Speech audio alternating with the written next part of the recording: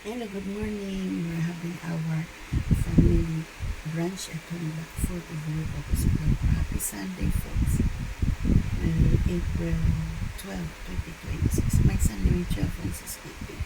There's my son, Paul, is in Joe. Habit they complaining of sleeping. 74 years old, so napalagay tayo. This is our second batch of kimchi. Okay? Second batch. My son, share. My son, Demetrio Alfonso, is sleeping. Enjoy, folks, our family brunch. We're having a Filipino spaghetti with the Korean fried chicken with the fries. Okay. Enjoy Singapore. Enjoy Singapore.